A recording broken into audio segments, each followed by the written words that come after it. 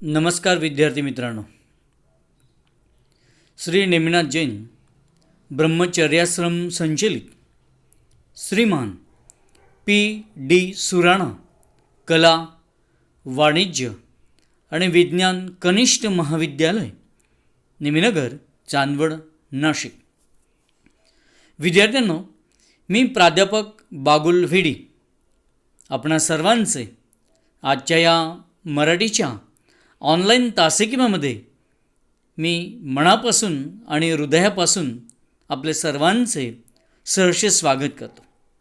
मित्रांनो, आपण वेगवेगळ्या तासिकेमध्ये आपण वेगवेगळे घटक अभ्यासलेले आहेत, परंतु आता आपण एका नवीन घटकाकडे आपण जाणार आहोत. गद्य, पद्य, उपयोजित साहित्य, साहित्य प्रकार, व्याकरण असे विविध घटक आपण आलटून पालटून आपण अभ्यासतच आहोत. पण आज आपल्याला एका छान अशा गद्य पाठाकडे आपल्याला जायचे आहे, आणि तो पाठ म्हणजे क्रमांक 8 रेशीम बंध, आणि लेखक आहेत डॉक्टर यू म पठाण. मित्रांनो, अतिशय सुंदर हा पाठ आहे. यापासून काहीतरी शिकण्यासारखं आहे अशा प्रकारचा हा पाठ आहे. सुरुवातीला आपण या पाठाचे जे लेखक आहेत डॉक्टर यू म पठाण यांच्या संदर्भातली माहिती आपण थोडक्यात नीट लक्षात घेऊया. कारण की डॉक्टर यू म पठाण यांची माहिती जर लक्षात घ्यायची असेल तर ती आपल्याला विस्तृतच घ्यावी लागणार आहे. कारण की अतिशय गाढा अभ्यासक असणारा एक चौरंगी चिरा ज्याला आपण म्हणत असतो ना, अशा प्रकारचा चौरंगी चिरा असणारा असा हा साहित्यिक आहे. वेगवेगळ्या प्रकारचं लेखन त्यांनी केलेलं आहे.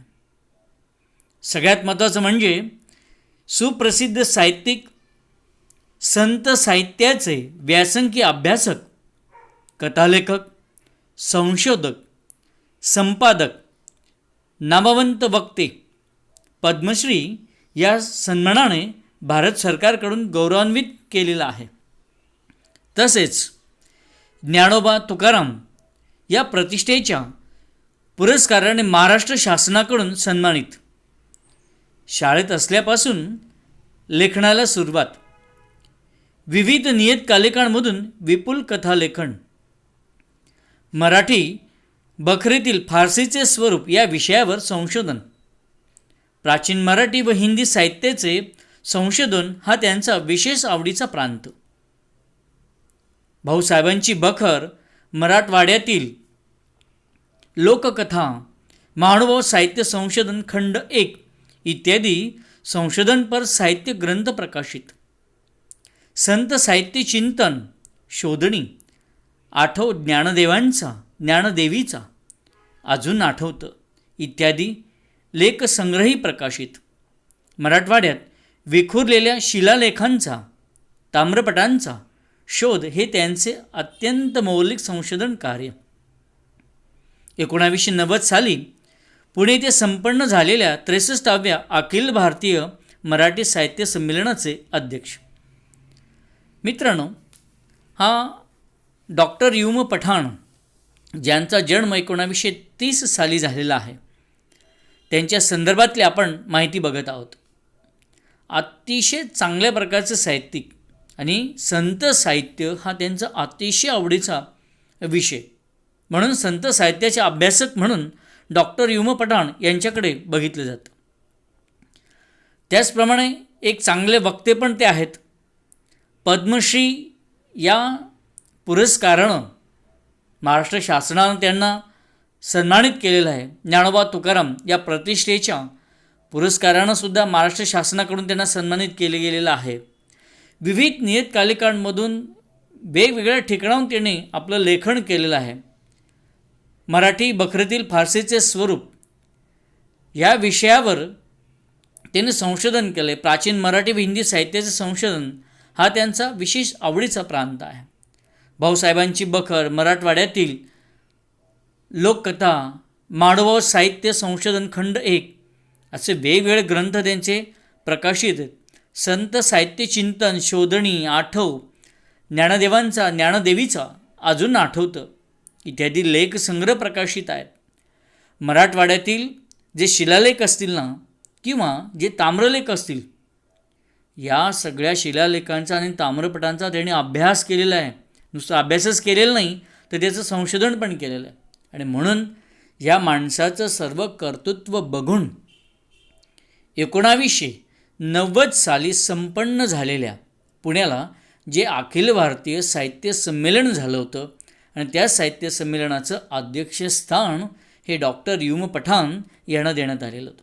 मित्रांनो, अध्यक्षस्थान मिळणं ही खूप मोठी गोष्ट असते, आणि त्याचे भागीदार डॉक्टर यू पठाण यांना होता आलेला आहे. आता पुढे पाठाच्या संदर्भातला जो पाठ्यांश जो आहे तो आपण नीट समजून घेऊया. या ललित गद्य पाठातील उत्तरात्र, पहाट आणि सकाळ या प्रहरांचे ललितरम्य शैलीतील वर्णन वाचकाला चैतन्याचा स्पर्श घडवते. उत्तरात्रीपासून पहाटेपर्यंतची नीरव शांतता आणि निद्रिस्त भवताल, पहाटेनंतर सकाळपर्यंत वृक्ष, वेली, पाखरांना हलकेच येणारी जाग यांची संवेदना देखील मनाने टिपलेली जिवंत शब्दचित्रे मनाला अतिशय उल्हासित करतात. वृक्ष, वेली, फुले, पाखरे यांच्याबद्दल वाटणाऱ्या आत्मिक ओढीमुळे त्यांचे आणि आपले युगानुयुगांचे नाते आहे असे लेखकाला वाटत राहते. या नात्यालाच लेखकाने रेशीमबंध असे सुंदर नाव दिले आहे. पाखरे आणि पहाट परस्परांना भेटायला किती आणि कशी उत्सुक आहेत, या संबंधीचा अनुभव लेखकाने अत्यंत तरलतेनं शब्दांकित केला आहे. पाखरांचा चिवचिवाट, गुलमोहराचा स्वागत, सडा, निशिगंधाच्या सुगंधाची उधळण अशा पार्श्वभूमीवर होणारी प्रसन्न सकाळ लेखकाने तितक्याच प्रसन्न शैलीत कशी चित्रित केली आहे हे अभ्यासनाजोगे आहे. मित्रांनो, उत्तररात्रीचं वर्णन ह्या ठिकाणी केलेलं आहे. आता उत्तररात्रीचं वर्णन म्हणजे नेमकं काय असतं, म्हणजे मध्यरात्र ओलांडली गेली की त्या मध्यरात्रीनंतर उत्तररात्र येत असते. म्हणजे ज्याला आपण 12-1 म्हणतो, 2 म्हणतो, हा काळ निघून गेल्यानंतर साधारणतः 3 वाजेपासून पुढचा काळ याला उत्तररात्र म्हटले जात असते. आणि त्याच्यानंतर जास्त उजाडायला लागतं, निरो थोडीशी शांतता असते, अंधुकसं वातावरण असतं, ती रम्य पहाट. आणि जास्त उजाडलं की तिला आपण सकाळ म्हणत असतो. ह्या तिन्ही प्रहरांचे अतिशय लालित्यानं त्यानं वर्णन केलेलं, नुसतं वर्णन केलेलं नाही तर त्याचं चैतन्य हे वाचकापर्यंतसुद्धा येऊन पोचलेलं आहे. मग ही पहाटेची निरव शांतता कशी असते, पहाटेचा काळ कसा असतो, वृक्षवेली, पाखरं यांना जशी जाग येते त्या जागेची संवेदना लेखकापर्यंत कशी पोचते, आणि लेखकानं आपल्या शब्दांच्या माध्यमातून वाचकांपर्यंत कशी पोचवलेली आहेत, जिवंत शब्दचित्र म्हणतो ना आपण, ते आपल्याला ह्या ठिकाणी बघायला मिळत असतं. आणि म्हणूनच जी एक पहाटेची, मग त्या वृक्षवेलींची असो, त्या निसर्गाची असो, जी एक ओढ असते ना, ती ओढच आपलं एक युगानुयुगाचं नातं कसं तयार करत असते, आणि ते नातं कसं आहे हे लेखकाला कसं वाटतं, त्याचंच वर्णन ह्या ठिकाणी डॉक्टर यू पठाण यांनी या ठिकाणी केलेलं आहे. पाखरे आणि पहाट हे परस्परांना भेटायला किती उत्सुक असतात या संबंधी देखील एक लालित्याचं वर्णन इथे डॉक्टर यू पठाण यांनी केलेलं आहे. मग तो पाखरांचा चिवचिवाट असो, गुलमोहराचा स्वागत सडा असो, निशिगंधाच्या सुगंधांची उधळण असो, किंवा प्रसन्न सकाळचं वर्णन असो, अतिशय प्रसन्न शैलीत डॉक्टर यू पठाण यांनी वर्णन केलेलं आहे. मित्रांनो, हे सगळं बघत असताना त्यावेळेला आपल्याला या पाठाकडे आपण जेव्हा जाऊ ना, त्यावेळेस यातल्या बऱ्याचशा गोष्टींमध्ये आपण स्वतः आहोत अशी जाणीव आपल्याला होत असते. पण एक आहे, ज्यावेळेस तुम्ही पाठ वाचाल तर त्यावेळेला तेवढ्या उत्कंठेनं समर्पित होऊन तुम्ही जो पाठ वाचला तर निश्चितच त्या पाठामध्ये तुम्ही स्वतःला बघाल, त्या निसर्गामध्ये तुम्ही स्वतःला बघाल, अशा प्रकारची शब्दशैली ही डॉक्टर यू म पठाण यांची आहे. तर मित्रांनो, आपण प्रत्यक्ष पाठच बघूया.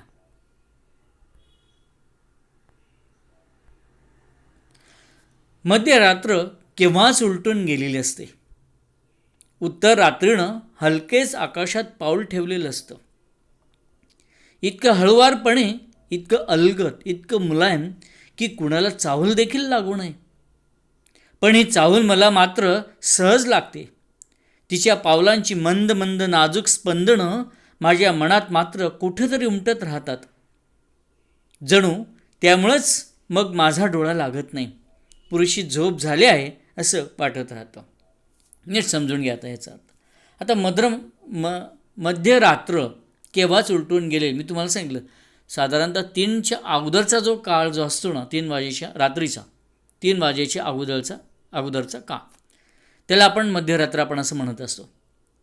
आणि साधारण 3 नंतर जो कालावधी सुरू होतो त्याला उत्तर रात्र असं म्हटलं जात असतं. म्हणून लेखकाने वर्णन कोणतं केलेलं आहे? उत्तर रात्रीचं. म्हणजे साधारणतः 2 वाजेनंतर 3 वाजेनंतरचा जो कालावधी आहे ना, त्या कालावधीचं वर्णन या ठिकाणं डॉक्टर यू म पठाण यांनी केलेलं आहे. ते म्हणतात की मध्यरात्र केव्हाच उलटून गेलेली आहे. उत्तर रात्रीनं हलकेच आकाशात पाऊल ठेवलेलं असतं. आता म्हणजे मध्यरात्र निघून गेलेली आहे, उत्तर रात्रीनं पाऊल ठेवलेलं, पण ते पाऊल इतकं नाजूक आहे ना, इतकं हळुवारपणे ठेवलेलं, इतकं अलगदपणे ठेवलेलं आहे. म्हणजे उत्तर रात्रीचा प्रवेश, त्याचं बाबत जी वैशिष्ट्ये जी आहेत ना, त्या परिस्थितीची वैशिष्ट्ये ती इथे सांगितलेली. म्हणजे उत्तर रात्रीचा प्रवेश कसा होतो, त्याचं वैशिष्ट्य काय, तर अगदी हळूवार, अगदी अलगद, इतकं मुलायम की कुणाला चावलसुद्धा लागू नये. पण लेखक म्हणतो सर्वसामान्य लोकांनी चावल लागत नाही, कारण की आपली साखर झोपेची वेळ त्यावेळेला असते. तिथून आपण ज्याला साखर झोप म्हणतो ना, पहाटेची ती सुरू झालेली असते आपले. पण लेखक म्हणतो पण मला या वेळेची, या क्षणाची मला चाहूल सहज लागून गेलेली असते. कारण की जी उत्तर पहाट मंद मंद नाजूक पावलांनी माझ्या मनात कुठेतरी उमटत राहत असते. आणि त्यामुळेच, त्या स्पंदनांमुळेच, म्हणजे जी हलक्या आणि मंद पावलांनी जी उत्तर रात्र येत असते, आपण सगळेजण झोपलेले असतो. पण आपण जरी झोपले असतो, पण लेखकाला मात्र त्यावेळेला ती स्पंदनं जाणवतात. म्हणून लेखक म्हणतो की मला झोप येत नाही, माझा डोळा लागत नाही आणि माझी पुरेशी झोप झाली आहे असं मला वाटतं. होतं असं. म्हणजे कधीकधी आपल्या मनाची स्थिती जी असते ना, अशी होऊन जात असते. कधीकधी आपण विचार करताना इतका विचार करत असतो ना आपण की आपल्या विचारामध्ये, आपल्या चिंतनामध्ये आपण इतके गर्क होऊन गेलो असतो रात्रीच्या वेळेला. होतं असं कधीकधी. आपण कधीकधी घटना, एखादा प्रसंग घडलेला असेल, आजूबाजूला घडलेला असेल, व्यवहारातला असेल, संसारातला असो, कुठला का असेना, आपल्या शिक्षण घेत असतानाचा असो, आपण त्याचं चिंतन जर दिवसभर केलं आणि ते चिंतन रात्री चालतं. आणि म्हणून त्या रात्रीच्या झोपेमध्ये ते चिंतन चालू असतं, विचार चालू असतो, आणि म्हणून आपल्याला जाग येत, पूर्ण झोप लागत नाही आपल्याला, जाग येऊन गेलेली असते आणि झोप झाली असंच वाटतं आपल्याला. बघा तुम्हाला उदाहरण सांगतो. समजा असं तुम्ही डोळ्यासमोर आणा, आजचा दिवस आहे, हा शेवटचा आहे, रात्र झालेली आहे, सकाळ झाल्यानंतर तुमचा 12वी बोर्डाचा पेपर आहे पहिला मराठीचा, असं गृहीत धरा तुम्ही, असं गृहीत धरा तुम्ही. आता मला सांगा त्या रात्रीला तुम्हाला झोप येईल का? नाही येणार. कारण की रात्रीच्या वेळेला तुमच्या मनामध्ये उद्या आपला पहिला पेपर आहे, तो कसा असेल, किंवा इंग्रजीचा पेपर असेल तो कसा असेल, आपल्याला सोपा जाईल का नाही जाणार, कसं लिहू आपण, ही सगळी चिंता पडलेली असते, त्याचे विचार आपल्याला चालू असतात. म्हणून आपल्याला झोप येत नाही. पण आपल्या मनाला नेहमी वाटत असते की आपली झोप झालेली आहे. दुसरं उदाहरण बघूया. जसं सहलीला जायचं असेल, पहाटेला आपल्याला बोलवलेलं असतं बघा महाविद्यालयामध्ये, 5 वाजता सगळ्यांनी महाविद्यालयामध्ये हजर व्हायचं आहे. रात्रभर आपल्याला झोप येत नाही. तो आनंद आपल्या मनामध्ये असतो, उद्या सहल, मस्त आपण बसने जाणार, ते गाणे, ते गाण्यांच्या भेंड्या, तो निसर्ग, तो किल्ले, काय काय आपल्या मनामध्ये आपण विचार करून ठेवलेले असतात, किती आनंद झालेला असतो आणि त्या आनंदाच्या विचारामध्येच आपल्याला झोप येत नाही. पण झोप जरी झाली नाही ना, पण आत्मिक समाधान असतं की झोप झाली असं म्हणून. म्हणजे विचार करा मित्रांनो, की ही आपली मनाची जी दशा जी असते ना, त्याचंच वर्णन या ठिकाणी लेखकानं केलेलं आहे. पुढे बघूया. मी हलकेच उठतो, चूळ भरतो, डायनिंग टेबलजवळ येतो, त्याच्या जवळची खिडकी हलकेच उघडतो. रात्रीच्या नीरव शांततेची निद्राभंग होऊ नये म्हणून बाहेर पाहतो. आसमंतात काळा कुळकुळीत अंधार दाटलेला, बागेतल्या साऱ्या झाडांचा, साऱ्या वेलींचा देखील डोळा लागलेला, त्यांच्यावरची पाखरं देखील गाढ झोपलेली. त्यांचा चिवचिवाट अजून सुरू झालेला नसतो, कारण आता फक्त पहाटेचे 3-3:30 वाजलेले असतात. का कुणास ठाऊक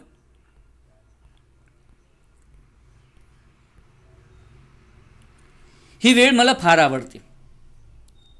सारं जग साखर झोपेत असतं, साऱ्या चिंता काळज्या मिटलेल्या विरलेल्या असतात, पण मन कसं समेवर आलेलं असतं. मला वाटतं आपलं खरं मन हेच असतं, जे सुखदुःखांच्या पलीकडचं कुठंतरी दूर गेलेलं असतं. आपलंच नव्हे तर या दुधाळ सायलीचं देखील, तांबडसर बोगण वेलीचं देखील, केशरी गुलमोहराचं देखील, जांभूळसर जकरंडांचं देखील, किरमिजी निळसर पिवळसर इवलेल्या इंद्रधनुषी फुलांच्या घाणेरींचं देखील, पांढऱ्या शुभ्र आणि रक्तचंदनी चाफ्यांचं देखील. आता लेखकाला नेमकं या उतार्यामधून नेमकं काय सांगायचे ते आपण थोडं नीट लक्षात घेऊया. लेखकाला जे नीट समजून सांगायचं ना, ते आपण बघूया. लेखक काय म्हणतो की मी सकाळी उठतो, चूळ भरतो, आणि ज्यावेळेस आपल्या ज्या रूममध्ये लेखक असतात ना, तो डायनिंग टेबल असतो, त्याला लागूनच खिडकी असते, आणि म्हणून खिडकी सहज उघडतो लेखक. डॉक्टर यू म पठाण ती खिडकी उघडतात, ती इतकी हळूच उघडतात की ती जी नीरव शांतता असेल रात्रीची ती भंग होऊ नये. म्हणजे पशु पक्षी वेली कोणी का असेना, सगळे निद्रेमध्ये असतात, त्यांची निद्रा भंग होऊ नये इतकं अलगद ती तावदाणं, ती खिडकीची तावदाणं जी असतात ना, ती उघडतात. आणि बाहेर पाहिलं तर काय, सगळा काळाकुट्ट अंधार दाटलेला असतो. बागेकडे बघितलं, झाडांचा असतो, सावली वेलींचा असतो. ते सगळी झाडं अशी कोमेजलेली बघितल्यानंतर लेखकाच्या मनामध्ये असं वाटतं की सगळी झोपलेली आहे, गाढ झोपलेली आहे. त्यांचा चिवचिवाट अजून झालेला नसतो, कारण आता फक्त किती वाजलेले असतात, पहाटेचे 3:30 वाजलेले असतात. पण लेखक म्हणतो की मला फक्त हीच वेळ आवडते, कारण की साऱ्या चिंता काळज्या सगळे मिटलेले असतात. मन कसं समेवर आलेलं असतं. समेवर ह्या शब्दाचा अर्थ काय माहिती का? समेवर म्हणजे अशी शांतता, मनाची नीरव अशी शांतता, ज्याला आपण समाधी लागणं म्हणतो ना आपण तसं.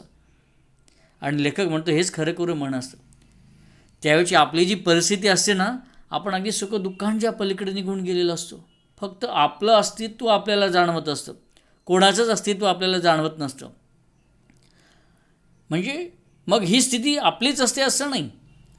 मग ती झाडं, फुलं, पानं, पक्षी सगळ्यांची असते. मग सायलीचं देखील असतं, तसंच तांबडसर बोगणवेलीचं सुद्धा असतं, केशरी गुलमोहराचं देखील असंच असतं, जकरांडाचं देखील असं असतं, इंद्रधनुष्य त्याच्या फुलांचं, घाणेरीचं त्यांचंसुद्धा असंच असतं, किंवा चाफा असो त्याचं देखील असंच असतं.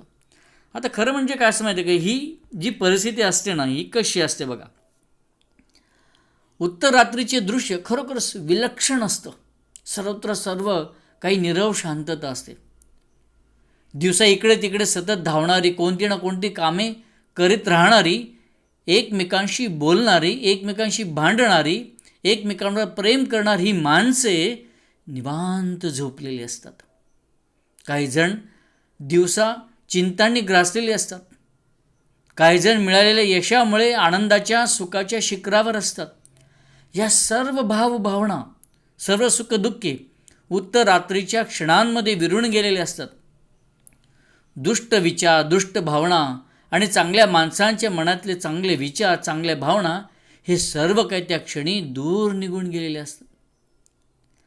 आणि माणसांमधला राग, लोभ, द्वेष, संताप सगळं संपलेलं असतं. हे सगळे भावभावना जे असतात त्या गोठून गेलेले असतात.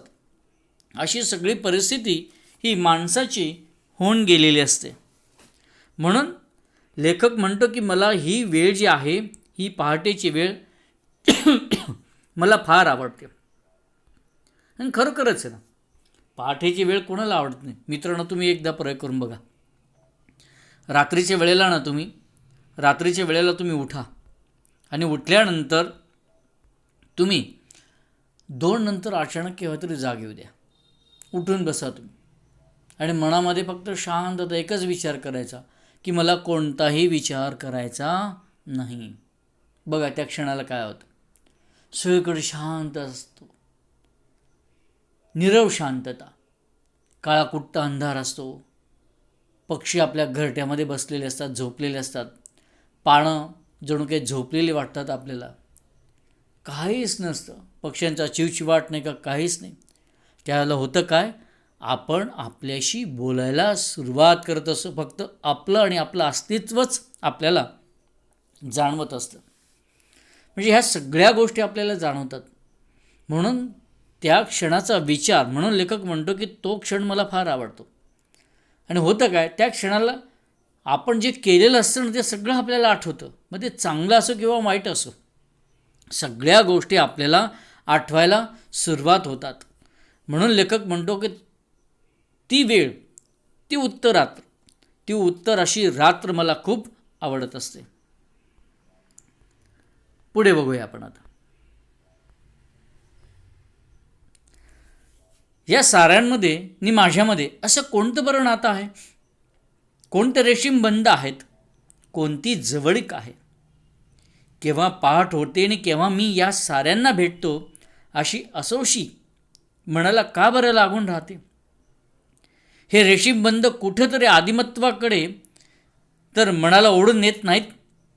मानवाला निसर्गाची जी ओढ युगानुयुगांपासून लागून राहिलेली आहे ती आदिम ऋतू स्नेहबंधांमुळे तर नाही. इथे प्रश्न केलेले आहेत लेखकाने, की लेखक म्हणतो की ह्या निसर्गाचं आणि माझं असं नेमकं कोणतं नातं आहे. ह्या निसर्गाचं आणि माझं असं नेमकं कोणतं नातं आहे. अशी कोणते रेशीम बंध आहे, अशी कोणती जवळीक ओढ आहे की मला नेहमी वाटत असतं की या सगळ्यांना केव्हा भेटावं आणि केव्हा नाही. आणि इथे जो शब्द आलेला आदिमत्वाकडे, तो नीट समजून घ्या. आता आदिमत्वाकडे या शब्दाचा अर्थ काय माहिती आहे का, की आदिम, आता आदिम म्हणजे पहिला, आदिमत्व याचा अर्थ काय, पहिली अवस्था. म्हणजे मानवाची जी पहिली अवस्था होता, आपण आदिमानव म्हणतो ना आपण, बसती. म्हणजे कदाचित आदिमानव असेल तेव्हापासून, ज्यावेळेस मानव आदिमानवाच्या स्थितीत होता त्या माकडाच्या स्थितीत असेल, तिथपासून माणसाला ह्या निसर्गाचं आकर्षण आहे असं लेखकाला सांगायचं. आणि तिथपासून युगानुयुगाचं नातं हे माणसाचं तयार झालेलं असावं असं लेखकाला वाटतं या ठिकाणी. आता खरं म्हणजे काय माहिती आहे का, हे थोडंसं नीट समजून घ्या. आता इथे या पलीकडे बरंचसा विषय आपल्याला इथे समजून घ्यावा लागणार आहे. म्हणजे लेखकाच्या मनामध्ये आदी मानवपासूनचा सगळा संदर्भ आपल्याला थोडासा नीट लक्षात घ्यावा लागणार आहे. खरं मानव जर घेतलं ना, हे निसर्गाचंच आपत्य आहे. आणि त्यामुळे त्यांचे ऋणानुबंध घनिष्ठ आहेत. मानव या निसर्गातच जन्मला, निसर्गातच वाढलेला. याचीच कास धरत त्याने प्रगतीचाही पल्ला गाठला. या प्रगतीच्या ओघात त्याने या निसर्गाकडे दुर्लक्ष केले. मात्र त्यांच्यातील बंध त्याने तुटू दिला नाही. धकाधकीच्या आयुष्यातून जेव्हा या मानवाला वेळ मिळतो तेव्हा तो या निसर्गालाच जवळ करत असतो. खरं आहे, माणसाने जे लक्ष द्यायला पाहिजे ते दिलेलंच नाही आहे. दुर्लक्ष. जन्म निसर्गामध्येच झालेला, पण स्वतःच्या इच्छा अपेक्षा ह्या एवढ्या त्यानं करून ठेवलेल्या आहेत माणसानं की त्यामुळे तो त्या सुखांच्या मागे इतका पळतोय की निसर्गाची हेळसांड त्यानं केलेली आहे. पण एक लक्षात येतं, ज्या ज्या वेळेला वेळ प्रसंग आला ना त्यावेळेला माणूस हा निसर्गात जवळच गेलेला आहे. आपले सारे ताणतणाव, साऱ्या वेदना, दुःख, थकवा सारं काही आहे निसर्गाच्या सानिध्यातच विरून जात असतं. बघ, आपण वर्षातून एकदा फिरलं जातं, किती मस्त वाटतं आपल्याला. किंवा संसारात रमलेली माणसं जरी असत ना, एखाद्या वेळेला देवळाकडे गेलेत, एखाद्या मंदिराकडे गेलेत, निसर्गाच्या ठिकाणाकडे गेलेत किंवा एखाद्या डोंगरावर गेलेत, तरी सगळं आपल्या मनातले विचार, दुःख सगळं विसरून जात असतं. निसर्गातील वृक्ष, वेली, पाने, फुले, पाखरे सारेच त्याला सुखावून जातात. मन खऱ्या अर्थानं समाधानी होते. विलक्षण सुख मानव या निसर्गातील निरागसतेतून मिळवतो. आपल्या जन्मदात्याजवळ सारे दुःख, साऱ्या वेदना सांगून या जन्मदात्याने साऱ्या कवटाळून घ्याव्यात व आपल्याला त्यापासून मुक्त करावे असे काहीसे येथे घडते. याला खऱ्या अर्थाने त्यांच्यातील आदिम रुज असे स्नेहबंध कारणीभूत ठरतात. हे बंध मानवाला निसर्गाकडे खेचून आणतात.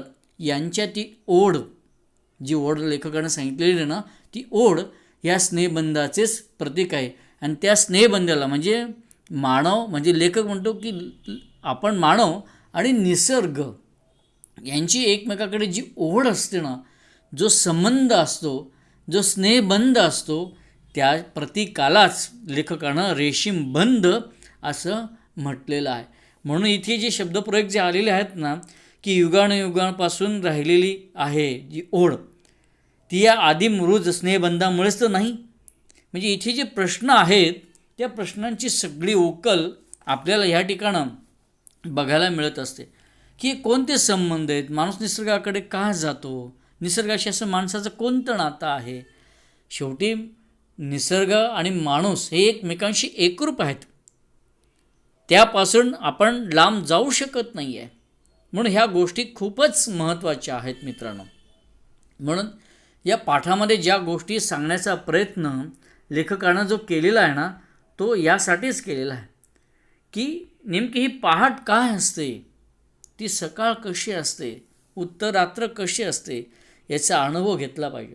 मित्रांनो, जे वर्णन लेखकानं केलेलं आहे ना, तुम्ही नीट विचार करा तुम्ही की लेखकानं ज्या पद्धतीनं मांडलेलं आहे ते आपल्याला नीट समजतच नाही. असं उत्तरात्रीचा कधी विचार आपण केला होता का? खरं म्हणजे ना, उत्तरात्रीला आपण उठलेलोच नसतो. म्हणून लेखक, साहित्यिक ही माणसं जी असतात ही इतरांपेक्षा वेगळे असतात ना, ती याच्याचमुळे. जे न देखे रवी ते देखे कवी, म्हणजे सूर्याची किरणंसुद्धा बघू शकत नाहीत, त्या गोष्टी कोण बघू शकतो? एक लेखक, साहित्यिक बघू शकत असतो. म्हणून ह्या ठिकाणं उत्तरात्रीचा अनुभव आपल्याला एवढंही कळत नाही. आपण शक्यतो घेत नाही, पण घेतलाच त्यावेळेला जर कदाचित आपण जागेचा असलो, पण तरीसुद्धा लेखकानं जो अनुभव घेतलेला आहे तो किती निस्सीम विचार करा ना तुम्ही, किती वास्तव आहे, किती सत्य आहे, त्यात सत्यता आहे त्यामध्ये.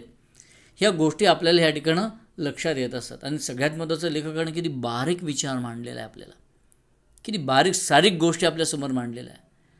आणि म्हणजे लेखकाचं नातं कसं आहे ते सुद्धा ह्या ठिकाणं सांगितलेलं आहे की लेखक म्हणतो की ज्यावेळेस मध्यरात्र संपल्यानंतर उत्तरात्र सुरू होते, ती उत्तरात्र कशी असते आणि ती उत्तरात्र ज्यावेळेस सुरू होते तर ती कशा मंद पावलांनी येत असते आणि ती नीरव शांतता ढळू नये म्हणून लेखकाने जी खिडकीसुद्धा उघडलेली आहे ना, ती अतिशय हळूवार पद्धतीनं, आणि ज्या वेळेला जो नजारा जो खिडकीच्या बाहेर लेखकाला दिसला ना, तो कसा दिसला तर पशु पक्षी सगळे गाढ झोपेमध्ये असलेले.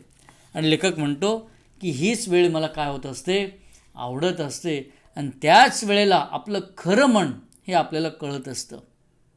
आणि म्हणून लेखकानंच म्हटलेलं आहे की या निसर्गाकडे मी का ओढला जातो, ह्या निसर्गाचं माझं नातं काय, असं कोणतं रेशीमबंध आहेत, कोणती जवळीकता आहे, आणि ह्या सगळ्या निसर्गाला भेटावं असं मला का वाटत असतं. आणि कदाचित म्हणून या ठिकाणी जे आदिमत्व सांगितलं गेलेलं आहे ना, युम पठाणाने जे आदिमत्व सांगितलेलं आहे ते आदिमत्व आपल्याला लक्षात येतं की कदाचित अगदी आदिम अवस्थेपासून मानवाच्या त्या अवस्थेपासून आपल्याला कदाचित निसर्गाने मानव हा एकरूप झालेला आहे. मित्रांनो, हे सगळं स्वरूप आपण अनुभवावं लागेल आपल्याला. नुसतं पाठ आहे म्हणून नाही आहे. पण बघा, सकाळची वेळच तशी तेवढी प्रसंग असते. ती गुलाबी उषा म्हणजे परमेश्वराचे प्रेम जणू. ज्यावेळेस आपण असं म्हणत असतो ना, ती गुलाबी उषा म्हणजे परमेश्वराचे प्रेम जणू, म्हणजे ती सकाळ जी असते ना, ती एखाद्या परमेश्वराच्या प्रेमासारखी असते. पण तो अनुभव घ्यावा लागत असतो. आणि तो अनुभव ह्या ठिकाणी लेखक युम पठाण यांनी घेतलेला आहे. आणि तो काही शब्दांनी आपल्यासमोर मांडलेला आहे आणि त्याचा आनंद पण आपण घेतो आहे. मित्रांनो, आज आपण इथे थांबूया. आपण बरीचशी माहिती लेखकाच्या संदर्भातली घेतली आणि पाठाला पण सुरुवात. उत्तर रात्र कशी असते ते उत्तर रात्रीचा पण अनुभव आपण या ठिकाणं घेतलेला आहे. यानंतर मी तुम्हाला काही कृतीपत्रिका देईल. जेवढा भाग झालेला आहे त्यावर आधारित ती कृतीपत्रिका बघा. जेवढा भाग आपण शिकलो आहेत पुस्तकामध्ये PDF असतील किंवा पुस्तकं असतील, ती जेवढा भाग झालेला तेवढा वाचा, तो समजून घ्या आणि त्याच्यानंतर ती कृतीपत्रिका तुम्ही सोडवा. तुम्ही जे मला सहकार्य केलं त्याबद्दल तुमचे सर्वांचे